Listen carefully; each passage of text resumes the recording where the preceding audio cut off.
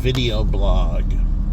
So growing up, not only did I have my own problems with my alcoholic parents who I had to take care of, and it was me, and then taking care of my sick brother, but also we've had to take care of other kids in the neighborhood.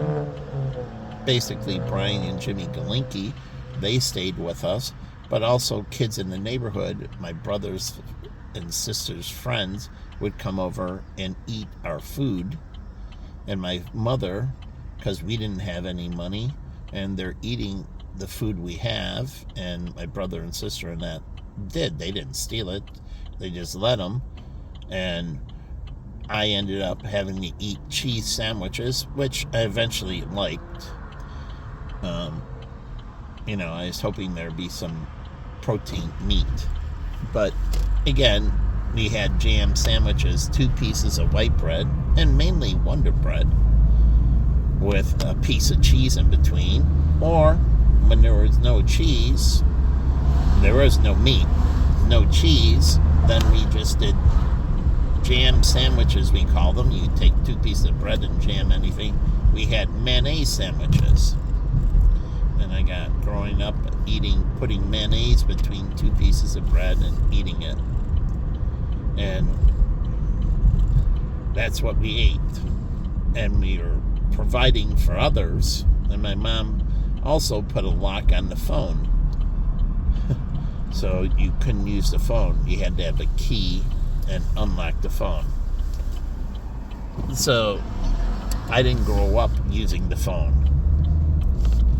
And I grew up with a lock on a refrigerator.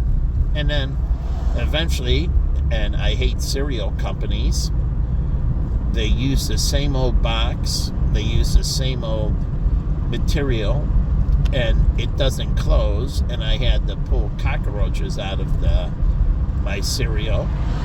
But my mom did eventually get these clear plastic containers with the little lid, and then you could flick open and pour, and you could put the cereal in it.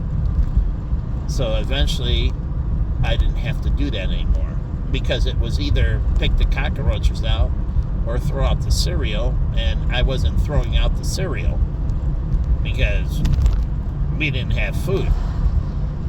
And then my mom decided to stop buying milk, and we use water and Cremora, which is a cream for coffee, and use that to create milk for cereal. It was either we did use pure water, or she tried to do Cremora and water. That was to cut down on our food budget, our expenditures. So I grew up with water and Cremora as a mixture, or just water for my cereal. But again, I still helped out, did the PTA, did the taffy apples, helped out solving people's problems, truly kids' problems, and they stayed with us. And then my sister took in the Rosses when I moved in with her, and we took them because they were from Florida. They lived with us up here for a while, and the resources came right from me and my younger brother. We were deprived of resources because they took in the Rosses, 2 more mouths to feed. So at one time, you could say we had 12 people, and it was to help out the mother and father who were going through a hard time in Florida. But it wasn't a foster program, so there wasn't any subsidies for taking them in. And I don't know if they've claimed 2 more deductions on their tax return, which they could have, 50% of their support. So they could have gotten an increase because they took in 2 more dependents, a increased deduction on their tax return, at least that. And I don't think they were under 13, so they might have been able to get the child credit. And I don't know if they had a good accountant or not. So, again, but it came right out of my pocket. Now not only I never got money given to me from neither my parents nor my sister when I lived with her and her husband. So then we went to school on a bag lunch all 4 years of high school. So we never got money for sodas or anything else. Any money we earned. But again, that continued in everywhere I worked. When I was in hospitality, I helped everybody else out with their economics. I helped them out with their problem. I helped them move. I helped them out with this. And then in finance, I get into finance and I got all these orphans or firm clients and other people I meet with, and I'm helping them out with all their situations. And then any money I earn is not going into buying me suits or anything. Truly, I didn't have any suits. I had a jacket I bought and slacks, and I mixed and matched. I didn't have any suits until 2006. I had one suit when my sister bought us for high school graduation. The next suit, I had two suits that actually my mother paid for. And 2004 was the next time I had suits. So 1986, the next time I had a suit purchased was in 2004. And that was an extreme discounter. And so I worked in financial services, but I really had no suits. And then I bought one suit on my own. And so all my money and expertise went out to helping other people with their problems. Truly. And so I did more pro bono work at GCG, at Dempsey Financial, and when I had my own, which basically Global Benefits Group, and then when I worked for others, and then even when I'm not, I'm at the Red Cross, I'm at PADS. Even when I wasn't in that and I was doing odd jobs, I was still doing all of this stuff. And my money was like a pass-through. My roommates, I had to lend them all kinds of money, win, and all of them. I just paid for stuff, co-stuff, everybody. And then I helped them get stuff. I helped them move, you name it. And that money never went into my bank account. It went from me to them, helping them with all their problems and needs. So I lived pretty much meager my whole life. Hopefully one day, and finally I was starting to get there in 2015, each year at Platinum and that I had increases 40 to 50% minimum in business. And I was finally moving up to a point where I thought in 16 I was going to explode in business. But it's just constantly a pass-through to everybody else. I earn it, I work hard for it, blood, sweat, and tears. The pain and suffering and misery I've been through, truly pain, suffering, and misery, unbelievable.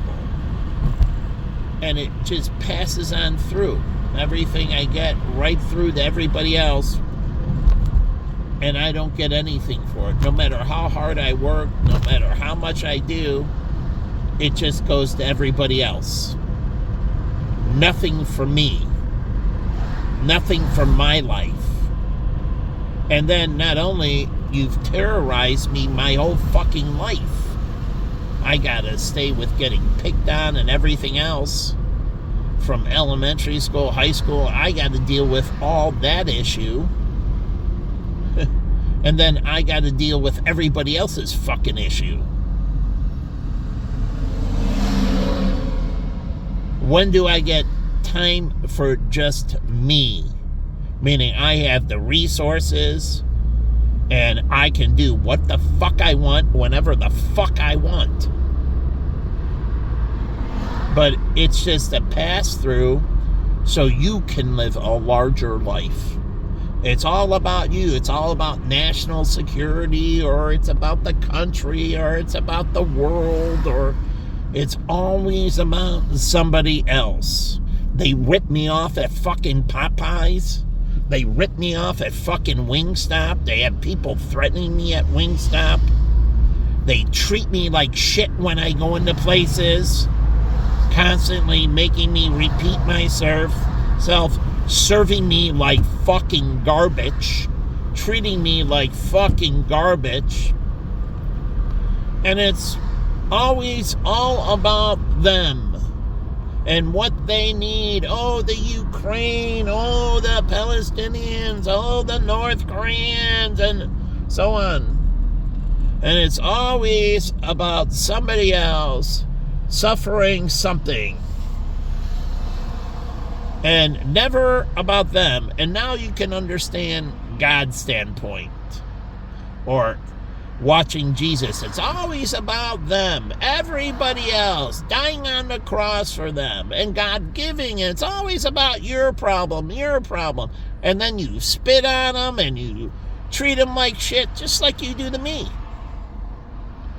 I can understand his vantage point of Revelations and wanting to end you all. No fucking respect. Truly, you don't humble yourself. You don't respect. You don't do the fucking right thing. And you curse the name. It's unbelievable. And you kind of say, oh God, solve my problems. Oh God, oh God. What about serving him? How about the reciprocity? Where is the give back? It's always take.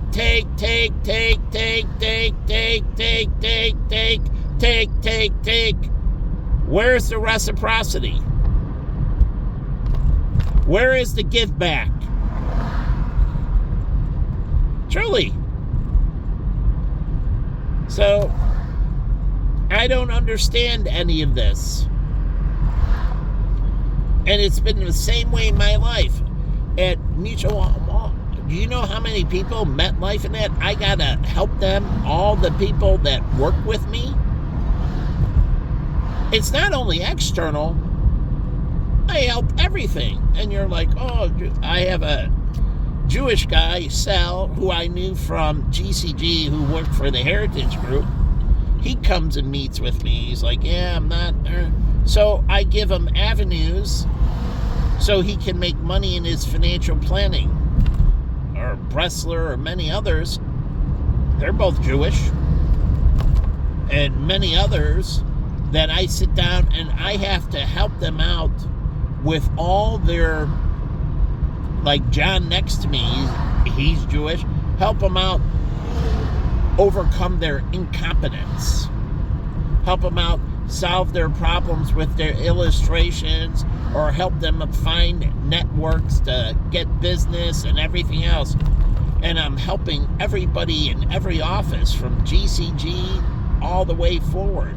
It's the same way in hospitality. I'm always helping everybody else out. It's unbelievable. Whether I was at Vanguard or anywhere else, I'm constantly helping solve all the investor problems. Okay, I get paid from Vanguard, but not for where I went. I went beyond and above. Unbelievable. And I did things like tracking people's money and making sure it moved over and having to call insurance companies when they did transfers, and I set up my own files. And this is stuff I did on my own. Beyond and above, I never got recognition for anything. Helping people with their required minimum distribution problems and everything else, which we don't get paid for. It's really on them. Or their standard, they're doing the calculations for their SEPPs. these systematic withdrawal programs that you can set up under 50. They just have to from your retirement accounts. And there's two calculations, doing the calculations and helping them choose between the methods and telling them, you have to maintain it all the way through until 59 and a half, which is ever, basically you have to maintain taking this out. After 59 and a half, then you don't need to continue, because it's your legal time to take out. You can change the pattern, but you have to maintain it if you take it early. It's SEPPs. But they're just systematic fixed payments. But again, doing calculations and everything else and going through all this, and I constantly have to jump through hoops. Everybody's in need, like the Red Cross calling me. It's an urgent for blood. Everybody's in need. And so jumping through the hoops. They need this, they need that, they need this, they need that. Feel sorry for them. No one felt sorry for me my whole life. Ever. It never reciprocated back to me. Not from the church, not from anywhere. Not from all the charities that I supported financially and volunteering. They actually cut me off at one time. PADS did. They only gave me a voucher. For one voucher for medication, which was destroying me.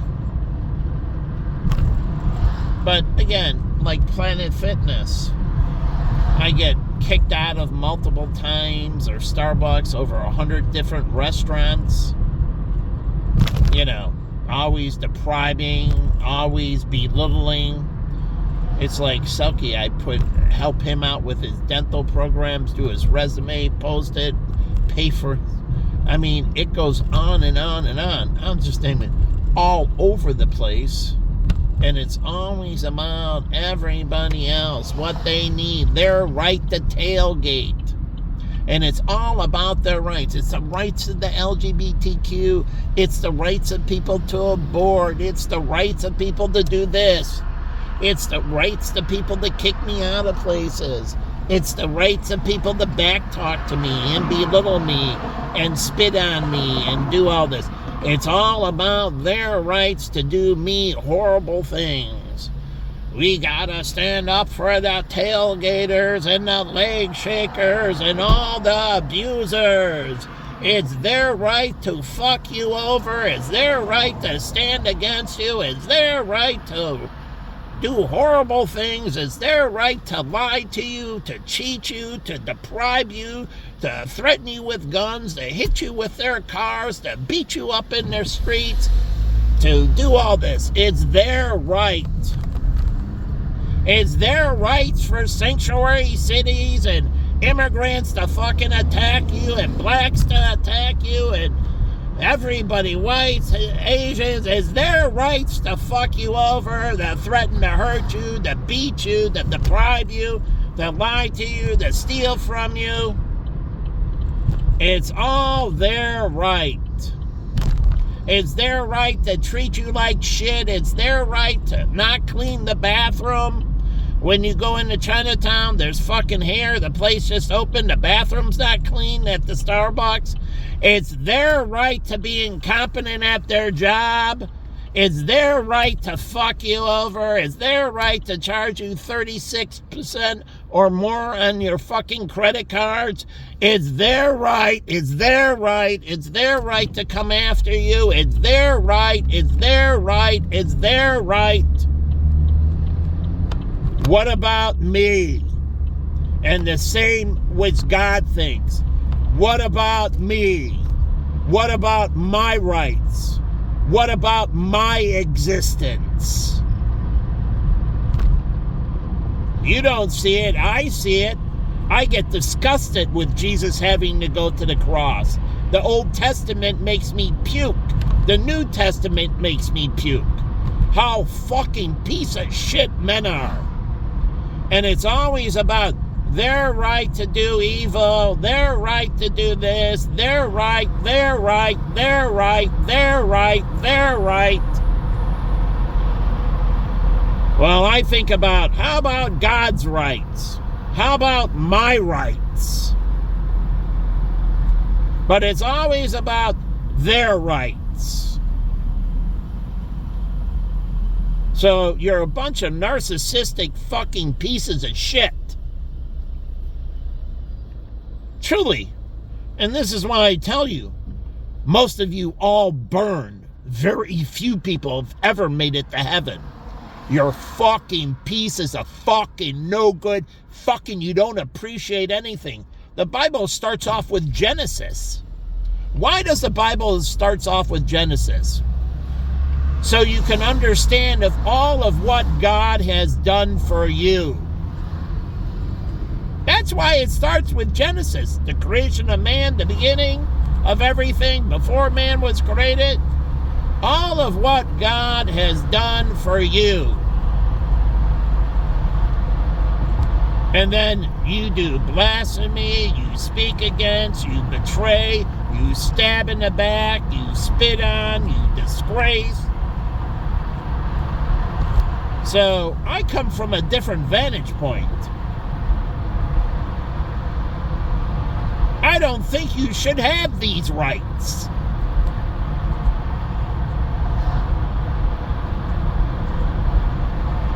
So again, even with me, I don't think you should have the right to talk back, to kick me out. If I want to stay in your place and you close, I can sit there all night. And the funny thing, places that close like Uncle Julio's and Panera and Mama's Boy and everything else, they closed, I stayed.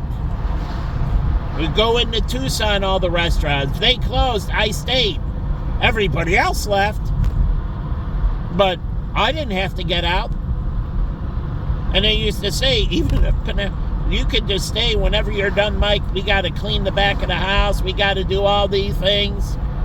Take your time. Whenever you want to leave, you leave. You choose. Everybody else, they got to go. But you choose when you want to leave. So I didn't have to leave when these places closed. And I used to go into the gym with Nina and that. We went into the gym when the gym was closed. Just the two of us to go training. So I go into gym facilities, and they were just open for me. Not anyone else. But that's respect. As I gave to them, some people gave back to me out of pure respect. And that's what God expects. As He gave to you, He expects you to give back to Him. He doesn't care about your personal injury lawyers and all of that. Truly, you're supposed to be doing the right thing. So you make your own nightmares. That's not His fault. You make your own self-fulfilling prophecies. Not God. You.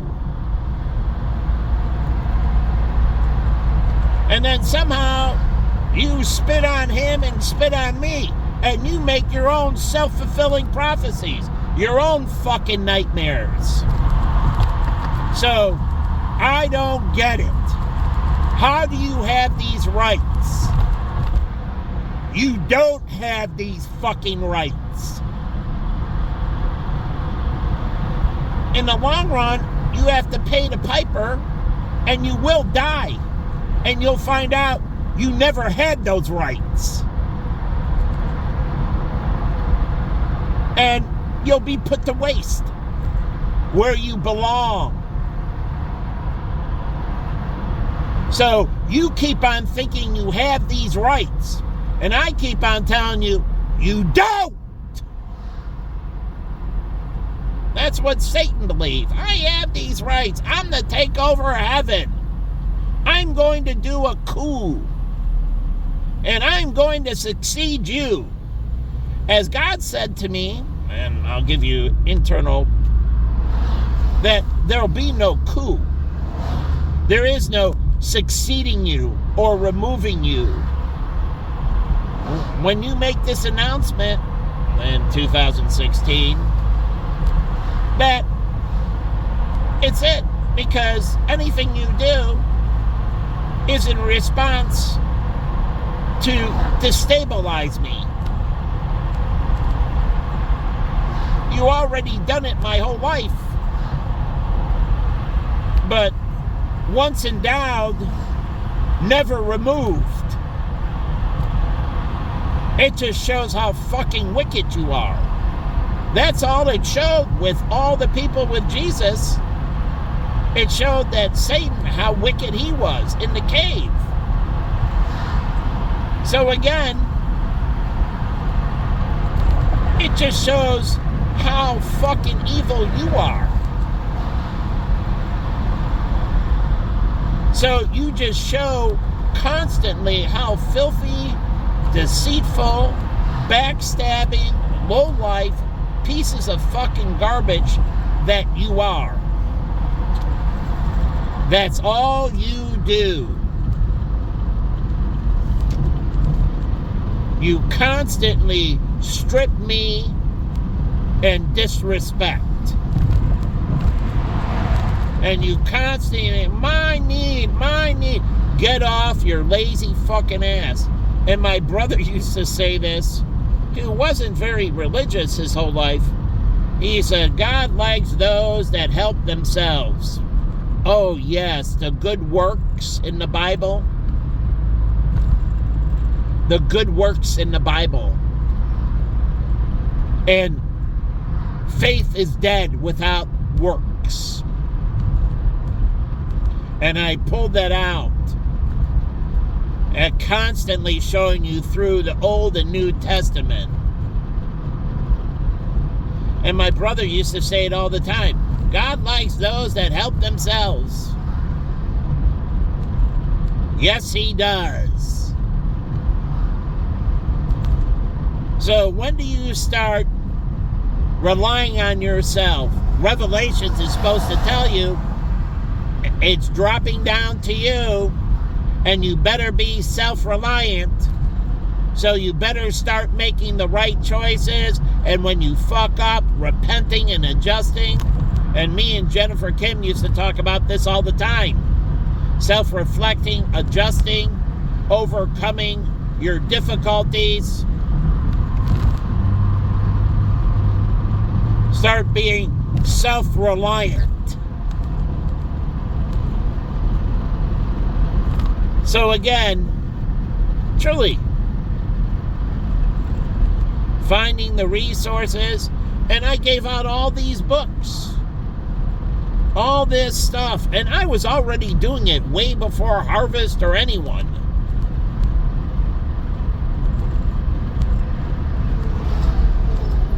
So again, I didn't learn from anyone.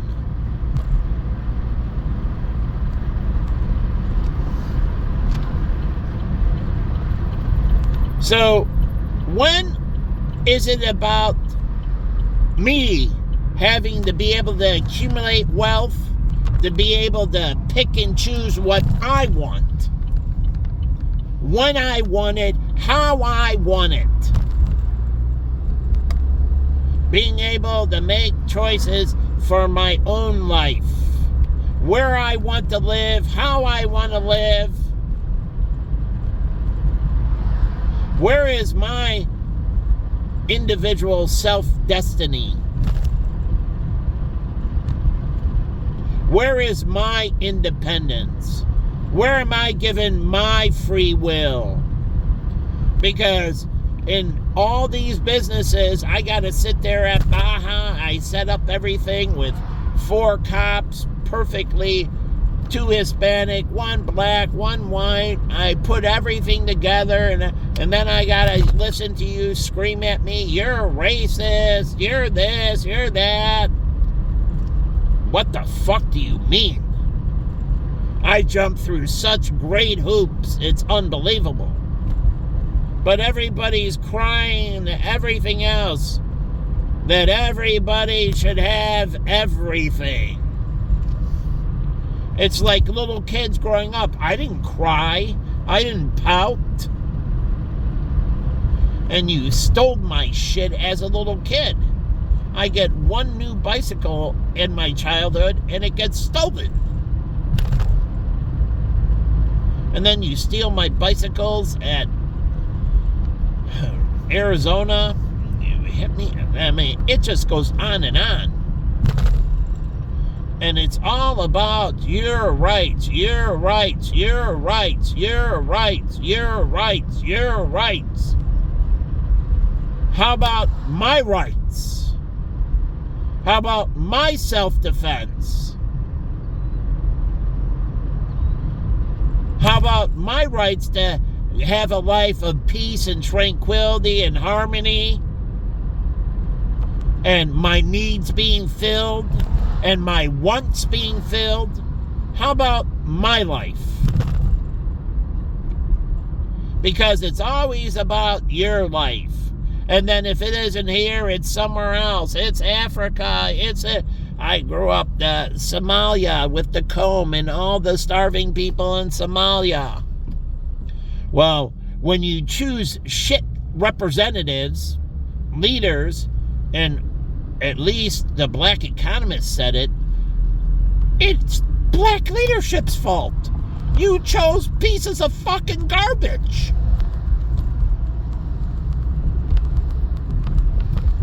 You reap what you sow. And when you choose these incapable fucking pieces of fucking garbage, your countries are garbage.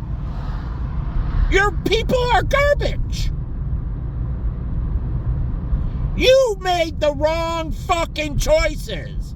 And then, with your wrong choices, you don't want to suffer. You're like, we made the wrong choices. It's in North Korea. They supported that family. They supported them. What do you think, Cuba, about the coup and everything? They chose not to support. And they made a bad choice. They could have chose to just purify their system instead of changing the system. But they got what they fucking deserve. They made the choice. And those con artists got away with it. Mao Zedong, Castro, were lying, deceiving pieces of shit. They were the wolf in sheep's clothing. So again, just because you don't vet people right, why do you think I'm in for strong borders and no sanctuary cities and everybody has to be vetted? As the Bible tells you, watch out for the sheep, the wolf in sheep's clothing. So think about all those regimes, the Ayatollah. They thought, oh, we're getting rid of the Iranian royal family or the Tsar Stalin, and then he killed Lenin. And so it's totally different forms of communism. Leninist and Stalin is not the same. And then you get Leninist, Stalinist communism.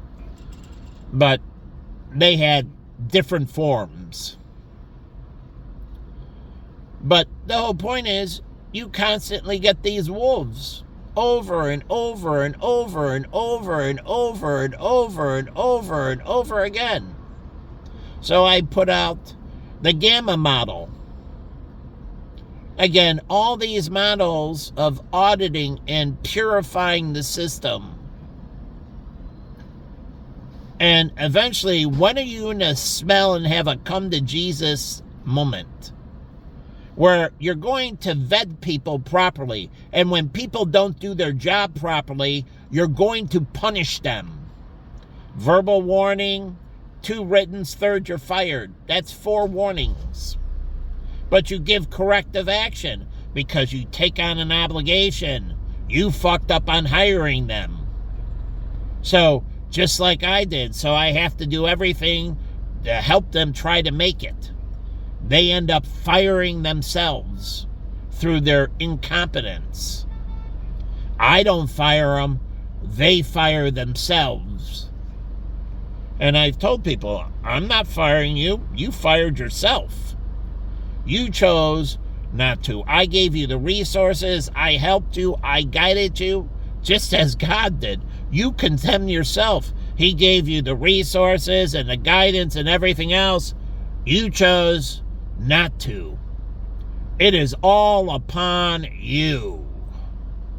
And you realize that it's more harshly explaining it in Revelations. Again, it's just about you making choices. And in Revelation, it clearly says it's upon you. You need to start educating yourself. You need to start working through and making the right fucking choices. So again, it's upon you.